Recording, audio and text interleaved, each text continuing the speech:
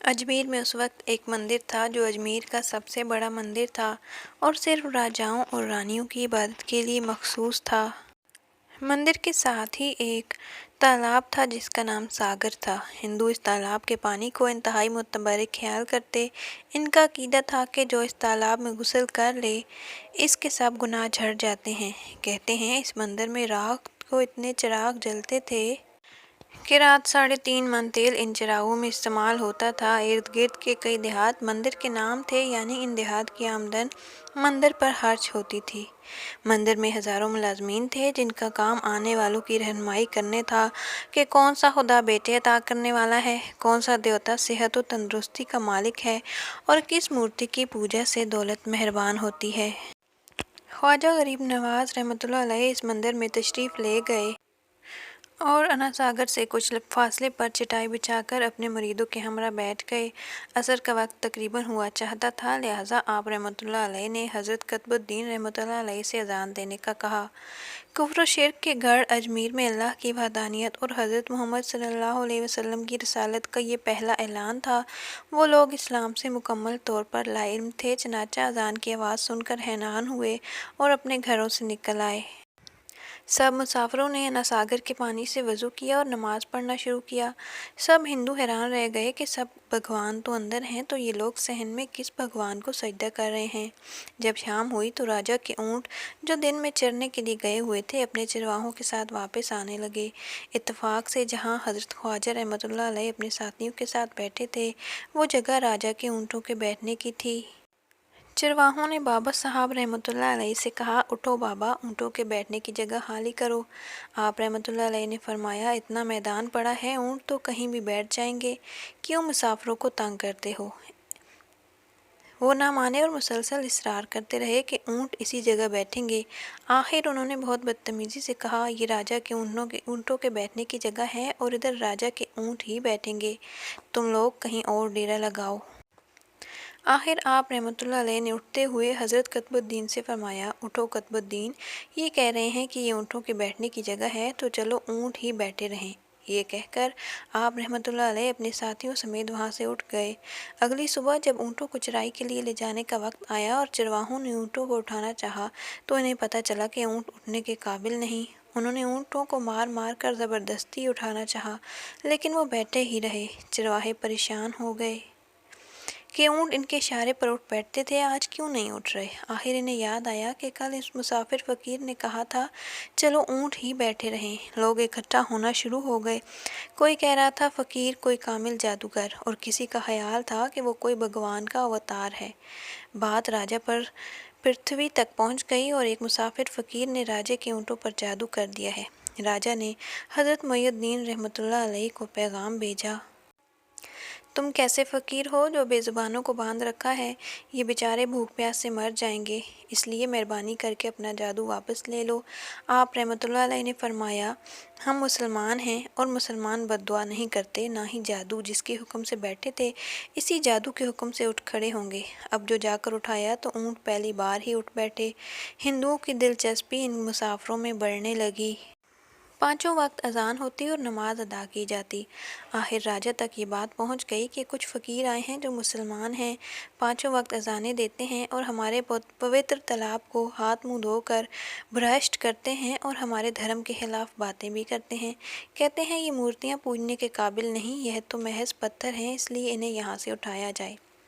राजा ने फ़कीरों को पैगाम भिजवाया कि तुम लोग मांस गोश्त खाते हो और हमारे धर्म के ख़िलाफ़ बोलते हो और तो और हमारे पाक तालाब को अपने हाथ डाल कर नापाक करते हो, जो हम बर्दाश्त नहीं कर सकते, इसलिए तुम लोग यहाँ से चले जाओ। आप रहमतुल्लाह अलैह ने फरमाया, और भी तो इतनी दुनिया आती है, हमारा पानी ले लेने से कौन सा कमी आ जाएगी। लेकिन वो कहने लगे कि वो सब हमारे अपने धर्म के लोग हैं और तुम दूसरे धर्म के लोग हो। आइंदा तुम लोगों ने तालाब को नापाक किया तो हम सख्ती से पेश आएंगे।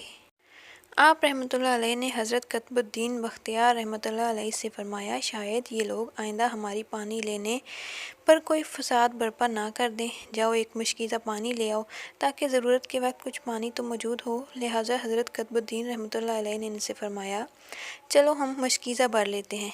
वो इस शर्त पर मान गए कि तुम्हारा जिस्म पानी से ना छुए। حضرت قطبالدین رحمۃ اللہ علیہ تالاب کی سیڑھیوں پر جا بیٹھے اور مشکیزہ پانی میں ڈبو دیا۔ جب وہ بھر گیا تو حضرت قطبالدین رحمۃ اللہ علیہ نے وہ مشکیزہ اوپر کھینچا، لیکن جو ہی مشکیزہ پانی سے باہر آیا، انا ساگر کا پانی خشک ہو گیا، گویا سارا انا ساگر مشکیزے میں بند ہو گیا۔ انا ساگر کا خشک ہونا تھا کہ پورے اجمیر میں کوہرام مچ گیا۔ وہ رو رہے تھے، ہم جو گناہوں کی گٹھڑیاں لاتے ہیں اور انا ساگر میں غسل کر کے ان سے چھٹکارا پا لیتے ہیں، اب ہم گناہوں کا بوجھ لیے کدھر جائیں گے؟ سارے علاقے میں خبر پھیل گئی کہ مسافر فقیر نے جادو کے زور سے انا ساگر کو خشک کر دیا۔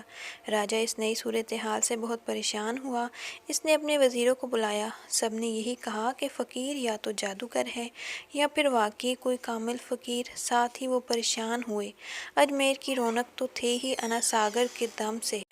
اس کی وجہ سے لوگ دور دور سے اجمیر آتے تھے اور اپنا ایمان تازہ کر کے لوٹتے تھے۔ انا ساگر کے خشک ہو جانے سے ہندو دھرم کی تبلیغ کو دھچکا لگے گا اور یہی تشویشناک بات تھی۔ آخر طے پایا کہ فقیر سے مذاکرات کیے جائیں۔ اگر اس کے مطالبات مان لیے جائیں، آخر وہ چاہتا کیا ہے؟ معقول ہوں تو تسلیم کر لی جائیں یا پھر سب مرد، عورتیں اور بچے جا کر فقیر کی منت سماجت کریں کہ لوگوں کو پریشانی سے نجات دلاؤ اور ہم پر کرم کرو۔ ہم پاپ بوجھ اٹھائے کدھر جائیں گے اور کیسے سکون پائیں گے؟ یہ تجویز زیادہ آسان تھی، لہٰذا تمام لوگ بابا صاحب رحمۃ اللہ علیہ کے پاس آئے اور بولے، بابا تم بھی وضو کر لیا کرنا، لیکن بھگوان کے واسطے ہمارا انا ساگر ہمیں لوٹا دو۔ آپ رحمۃ اللہ علیہ نے قطب الدین سے فرمایا، جاؤ قطب الدین مشکیزہ واپس تالاب میں ڈال آؤ۔ جو ہی مشکیزہ تالاب میں الٹا گیا، انا ساگر کناروں تک اچھل آیا۔ اس پانی نے کئی لوگوں کو دھو ڈالا۔ ہندو قوم کی اپنی تاریخی کتابوں میں بھی ہندو مورخ اس بات کو تسلیم کرتے ہیں کہ اس شام 32,000 ہندو کلمہ پڑھ کر مسلمان ہو گئے۔ ان ہندوؤں کے مسلمان ہو جانے سے ہندو پنڈتوں اور عام ہندوؤں میں بھی غم و غصہ کا طوفان اٹھ کھڑا ہوا۔ وہ سوچ میں پڑ گئے کہ فقیر اگر کچھ دن مزید ادھر رہ گیا تو دیوی دیوتاؤں کا نام لینے والا کوئی نہ رہے گا۔ لہٰذا لوگوں نے راجہ کو مجبور کیا کہ جلدی کچھ کیا جائے۔ راجہ نے مندر کے بڑے پنڈت رام دیو کو بلایا اور اسے بابا صاحب رحمۃ اللہ علیہ سے مناظرہ رکھ کر جلد از جلد انہیں شکست دینے اور اجمیر سے باہر نکالنے کا حکم دیا۔ رام دیو اس وقت اپنے وقت کا مانا ہوا پنڈت تھا، جس کی علمی قابلیت کی دور دور تک دھوم تھی۔ اس نے راجہ کو یقین دلایا کہ جلد ہی راجہ کوئی اچھی خبر سنے گا۔ رام دیو بابا صاحب رحمۃ اللہ علیہ کے پاس آیا اور الٹے سیدھے سوالات شروع کیے۔ بابا صاحب رحمۃ اللہ علیہ نے خاموشی اختیار کیے رکھی۔ جب رام دیو نے حد سے بڑھ کر شور مچانا شروع کیا تو بابا صاحب رحمۃ اللہ علیہ نے اس کی طرف آنکھ اٹھائی اور مسکرا کر فرمایا، رام دیو تو شور مچا رہا ہے اور میں تیرے ماتھے پر ایمان کا نور چمکتا ہوا دیکھ رہا ہوں۔ اس نگاہ اور لہجے میں جانے کیا جادو تھا کہ رام دیو قدموں پر گر پڑا اور روتے ہوئے بولا، بابا جس دھرم کے تم ہو اسی دھرم میں مجھے بھی شامل کر لو۔ سب لوگ جو مناظرہ دیکھنے آئے تھے اس کایا پلٹ پر ششدر رہ گئے اور رام دیو جو بابا کو شکست دینے آیا تھا خود مفتوح ہو چکا تھا۔ واللہ اعلم۔